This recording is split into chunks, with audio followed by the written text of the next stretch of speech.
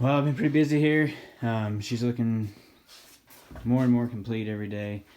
Got quite a bit done. Most of the engine is wired in.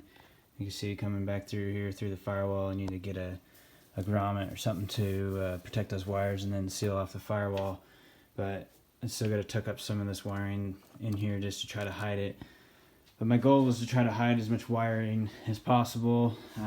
Mostly you can just see injectors and coils, and I'm hoping to kind of keep it that way, that kind of tuck some of this wiring down in here to where you can't really see it, and then maybe just like a wire here or there like for the coolant temp sensor, and there may end up being another wire over here for the fuel pressure sensor that I may put in. I'm not sure yet, but I'm liking the way it's coming out. I'm liking that I'm able to hide most of the wiring down underneath the intake manifold to where it's kind of out of sight, and I think it gives a really clean look. I powder coated these valve covers and the coil pack brackets. I'm really happy with how that came out. That's the first time that I've ever powder coated. Just doing it here at home, and pretty pleased with the results. It's not perfect, but I'm happy with it. Pretty satisfied. One thing that's, again, like everything else has kicked my butt, is the radiator. I originally ordered the wrong radiator, and then I got the right radiator, and then there is guys on the internet that have, done LS swaps in the Camaro, and, they listed out the part numbers for the Gates hoses to go to this radiator and engine. But of course, since my engine is a little bit higher in the chassis, just because of the way this chassis is designed, nothing is wanting to fit. So I had to try again to get the right radiator hoses.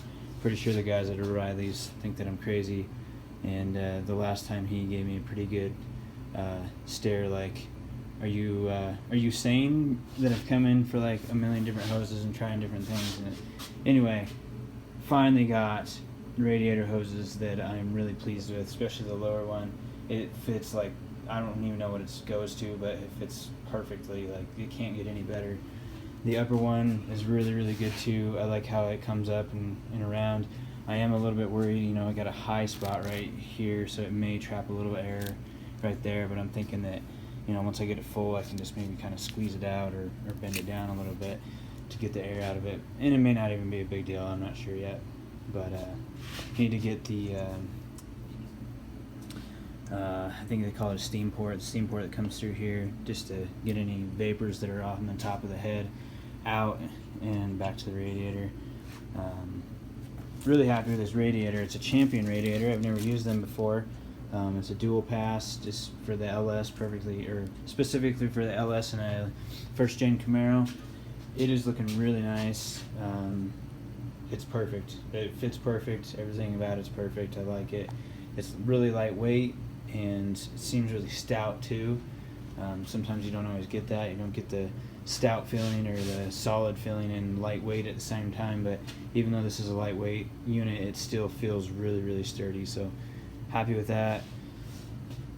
Working on wiring too. Just kind of getting all the wiring. I'm trying to hide everything I can.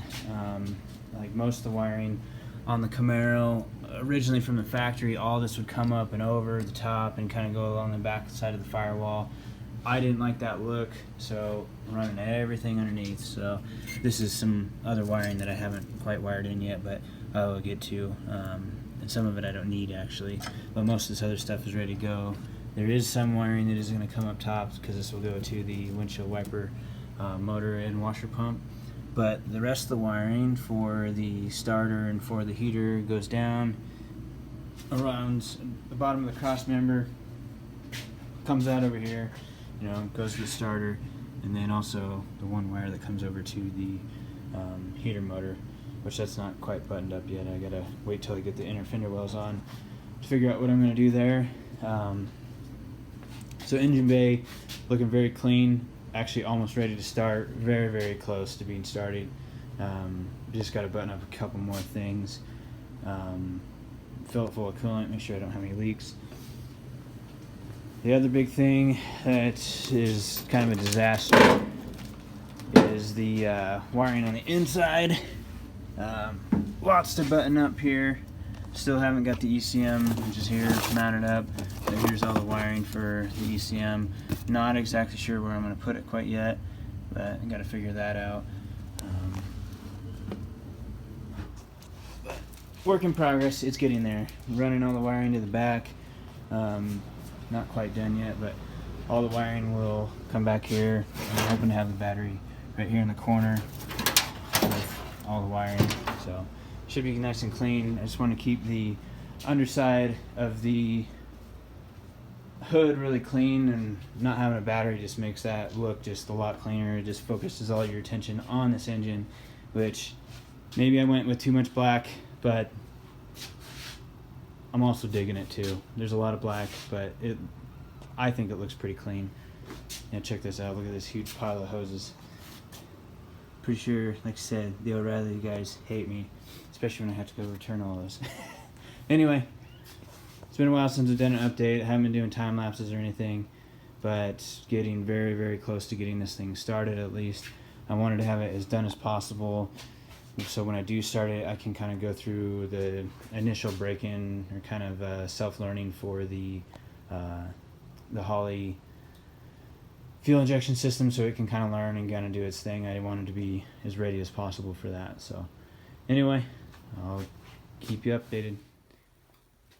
Alright, well, I was trying to get this thing started, and I was going through everything, getting it filled with fluids, oil, coolant, and went to prime the fuel system. I flushed the fuel lines to get any contaminants that might be in there, and then went to prime the fuel system and flush it out a little bit more and get fuel through everything and purge it. And as soon as I gave fuel to the system, huge leak, fuel dumping everywhere, because this top injector O-ring, when I put it in, you can see I must have torn it or ripped it or something there. Spraying fuel everywhere. Pretty disappointing, because I could have had it started that day, and I've waited a week and a half to get these new O-rings. They got lost in the mail. It took forever to get here. So hopefully, with any luck, I can get that put back on, prime the fuel system back up, get the Holley EFI programmed up, and should be able to get this thing running here pretty quick. Hopefully, fingers crossed.